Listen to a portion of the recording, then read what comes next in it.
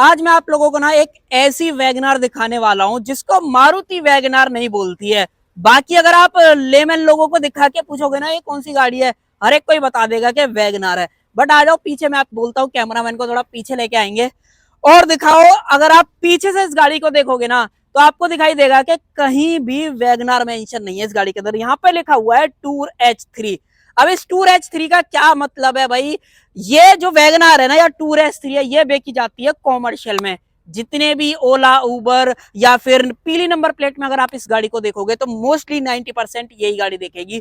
आज के वीडियो में मैं आपको दिखाने वाला हूं कि कैसे ये वैगनार से अलग है, कितने आपको पैसे देने पड़ेंगे और क्यों मारुति इसको टूर H3 बोल रही है। तो आज की वीडियो में यही सब बात करने वाले हैं। तो चलिए अपना टाइम वेस्ट करें, वीडियो को कर लेते हैं स्टार्ट। और अगर आप चैनल पे पहली बार आए हो तो 2 मिनट लगा के चैनल को सब्सक्राइब कर दो और वीडियो अगर आपको पसंद आए तो लाइक जरूर से कर देना। चलिए चाबी से स्टार्ट कर लेते हैं। सबसे पहले एक बार आप इसकी चाबी यहाँ पे चेकआउट कर लो। इस तरीके की चाबी आपको देखने को मिल जाती है। डेफिनेटली मारुति की अपने गाड़ियों के अंदर देखी होगी, जो कि मारुति की तरफ से आ रही है, तो इसमें तो क्या ही बोल रहा हूँ। बाकी सुजुकी का लोगो मिल जाता है। इसके अंदर जो है मैनुअल सेंटर लॉकिंग का जो ऑप्शन है वो आपको दिया गया है और जो सेकेंडरी की है वो भी आपको यहाँ पे जो है सेम देखने को मिलती है।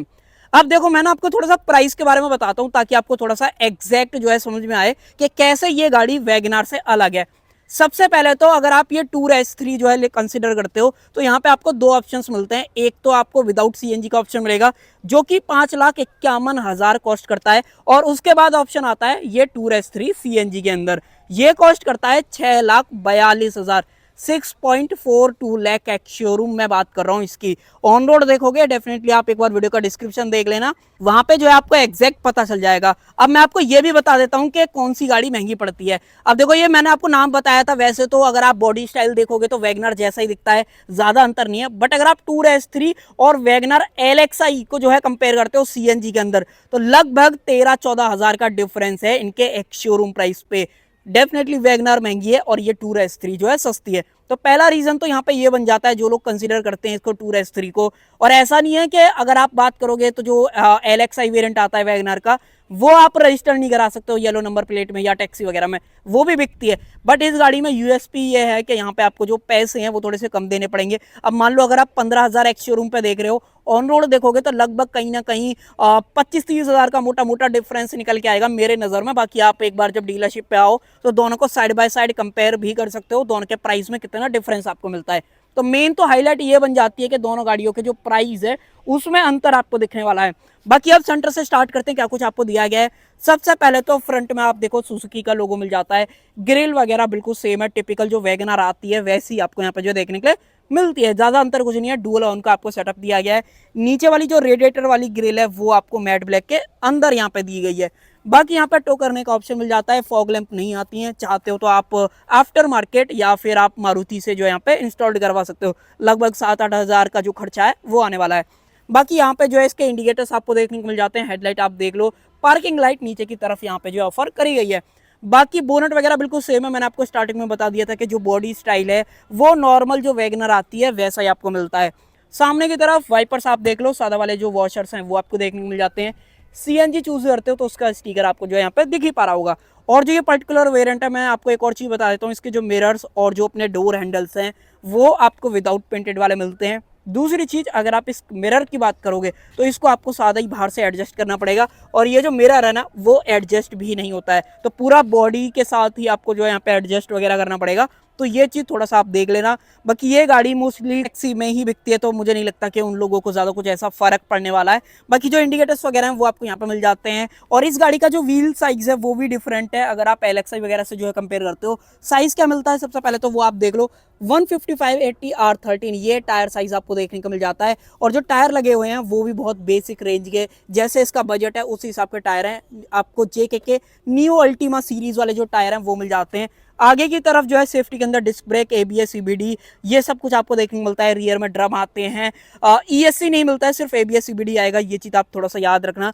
और सेफ्टी में एक और चीज, 2 एयरबैग जो है गाड़ी ऑफर करती है, तो ये चीज है। बाकी गाड़ी का जो ग्राउंड क्लियरेंस है वो नॉर्मल ही है, वैगनर जैसा ही 170 mm का आपको यहाँ पे जो दिया गया है, जो कि ठीक है। मुझे नहीं लगता सिटी टू सिटी यूज के लिए या जिस काम के लिए मारुति जो है इसको बेच रही है या जो लोग लेंगे उनको कोई भी ऐसा जो यहाँ पे दिक्कत नहीं आने वाली है। बाकी चाबी लगाने के लिए स्पेस मिल जाता है। मैंने आपको स्टार्टिंग में बोला था कि आप एक बार में चारों दरवाजे लॉक अनलॉक कर सकते हो। वो कैसे होंगे, ये देखो, खुल गया, दोबारा कर दो ऐसे, लॉक हो गया, और आप देखो चारों दरवाजे लॉक हो जाएंगे। आई थिंक इसमें नहीं मिलती है ड्राइवर साइड से, एक बार मैं आपको ट्राई करके दिखाता हूँ। आती है मैनुअल से अल्ट्रा लॉकिंग, अगर आप बात करोगे, देखो लॉक हो गए, लॉक हो गया, और अब देखो इसको इस तरीके से करो, ये नहीं खुलेगा, एक और बार करोगे, देखो खुल गया ना। तो ये डेफिनेटली आपको मैनुअल सेंटर लॉकिंग का जो ऑप्शन है वो देखने को मिल जाता है। ऊपर कोई भी रूफ रेल्स वगैरह नहीं दिए गए, एंटेना जरूर से मिल जाता है, बट ये मत समझना कि इंफोटेनमेंट आएगा, इंफोटेनमेंट नहीं मिलता है इस गाड़ी के अंदर, तो वो चीज़ है। पीछे की तरफ बढ़ते हो तो पीछे से एक बार आप लुक वगैरह चेकआउट कर लो। टिपिकल जो वैगनर आती है वैसी कुछ आपको लुक देखने को मिलती है। चाहे आप टेल लाइट्स वगैरह की बात कर लो, indicator, reverse light, brake light अंदर की तरफ मिल जाती है।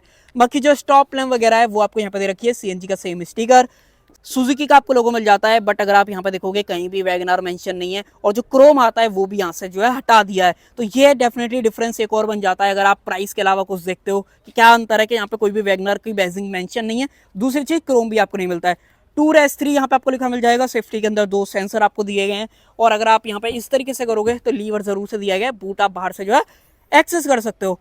पार्सल ट्रे आपको मिल जाती है, फायर एक्सटिंग्विशर आपको दिया गया है, टूल किट वगैरह सारे यहाँ पे हैं। उसके अलावा जो टैंक साइज है इस गाड़ी के अंदर 60 लीटर का आपको मिलता है, तो लगभग 10 किलो के आसपास की जो गैस है वो इजीली इसके अंदर मेरे हिसाब से आ जानी चाहिए। बाकी टेम्परेचर वगैरह पे भी जो है डिपेंड करने वाला है। बाकी जेके के सेम टायर हैं, सेम सीरीज, सेम प्रोफाइल, इसमें कोई अंतर नहीं है। थोड़ा बहुत स्पेस जरूर से है, थोड़ा बहुत स्पेस आप टैंक के ऊपर कंसिडर कर सकते हो। बाकी अंदर की तरफ यहाँ पे जो सेफ्टी वॉल्व है वो मिल जाता है। तो ये कुछ सारी चीजें यहाँ पे ऑफर करी गई हैं।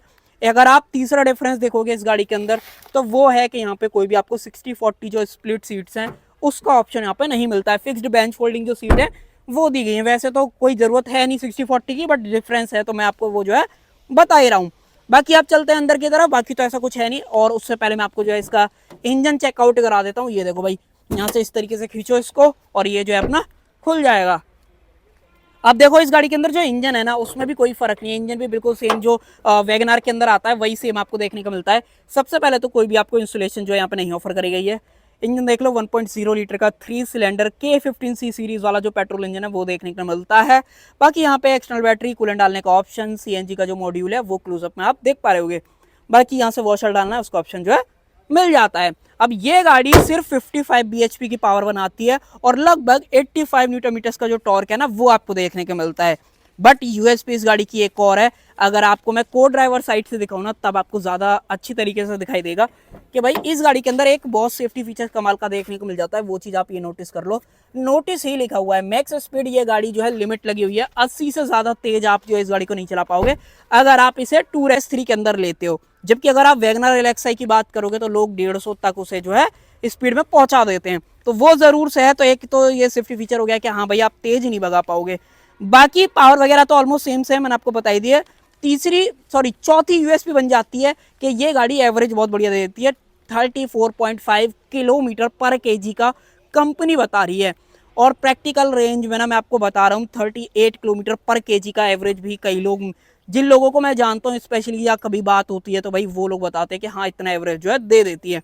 तो ये चीज़ है। एक चीज़ और आगे बढ़ने से पहले मिस हो जा रही थी भाई, ये एक बार आप इसकी सीट्स वगैरह देखो।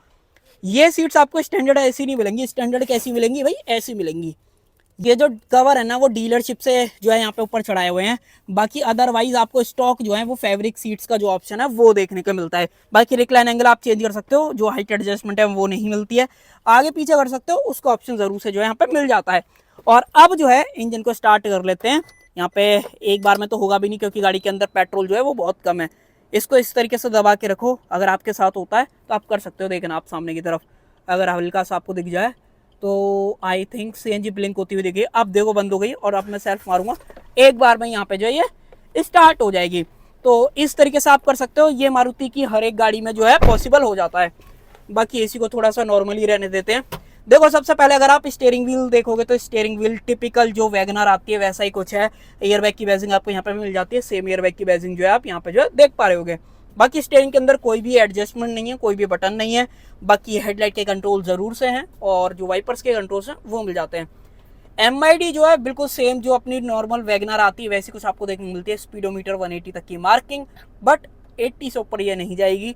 बाकी मल्टी इन्फॉर्मेशन डिस्प्ले है जो कि फ्यूल कितना है वो दिखा देती है, सीएनजी कितना है गाड़ी के अंदर वो देख पा रहे होगे, लेफ्ट राइट की जो सीट बेल्ट वार्निंग है वो आ जाती है, टाइम क्या हो रहा है, किलोमीटर कितना चली हुई है। उससे अलावा यहाँ से अगर आप टॉगल करोगे तो यहाँ पे ट्रिप ए और ट्रिप बी 2 ऑप्शंस मिलते हैं, किलोमीटर पर लीटर में एवरेज, ये एक और एवरेज और रेंज, ये 3 चीज़ आपको दिखा देती है। बाकी उसके अलावा तो ज़्यादा कुछ आपको नहीं मिलता है इसके अंदर। वार्निंग लाइट्स वगैरह ज़रूर से हैं। और जो इन्फोटेनमेंट वाली बात थी वो भी आप देख लो भाई, इस गाड़ी के अंदर कोई भी आपको जो इन्फोटेनमेंट है वो नहीं दे रखा है। हैज़ार्ड लाइट का जो स्विच है वो आपको मिल जाता है, मैनुअल एसी के सारे कंट्रोल्स हैं। यहाँ पे जो 12V का पावर सॉकेट है वो ज़रूर से जो है ऑफर करा गया है। बाकी 5 स्पीड का सेम गियर बॉक्स मिलता है, पियानो ब्लैक नहीं है, मैट ब्लैक दिया गया है, डेफिनेटली कॉस्ट कटिंग। बाकी हैंड ब्रेक वगैरह ज़रूर से मिल जाता है। नीचे अगर आप देखते हो तो जो बोतल होल्डर है वो यहाँ पे सेंटर में जो है प्लेस किया गया है। हैंड ब्रेक वगैरह सादा मिलता है। बाकी ये सब मैंने आपको दिखाई दिया था। और जो ग्लो बॉक्स का साइज़ है वो आप देख लो, इस साइज़ का जो ग्लो बॉक्स है वो मिल जाता है। और जो इसका एंटेना है वो यहाँ पे आप जो है देख पा रहे होगे। अगर आपको देखना है तो मैं यहाँ से उठा के भी दिखा देता हूँ, ये देख लो भाई, इस तरीके का एंटेना जो है आपको मिलता है। बाकी ऊपर की तरफ सादा मिरर है, कोई भी डिमिंग वगैरह का ऑप्शन यहाँ पे नहीं दिया गया है। साथ में जो लाइट है वो हेलोजन के अंदर आपको मिलती है।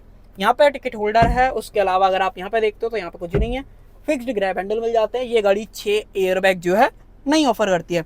बाकी ट्रैक्शन कंट्रोल ज़रूर से यहाँ पे जो है मिल जाता है, सीएनजी से पेट्रोल के अंदर चेंज करना है वो ऑप्शन दिया गया है। सो फ्रंट से ये सारी चीज़ें जो है मिलती हैं। बाकी एक चीज़ और मिलती है वो है ये ऑटो डाउन वाला फीचर, ये ज़रूर से ऑफर करा गया है। बट अगर आप ऑटो अप की बात करोगे तो वो यहाँ पे नहीं मिलता है, ये सादा है। सिर्फ फ्रंट में जो है पावर विंडो का ऑप्शन मिलता है, पीछे आपको मैनुअल दे रखे हैं। चाइल्ड सेफ्टी का लॉक अनलॉक करने का ऑप्शन जो है यहाँ पर मिल जाता है।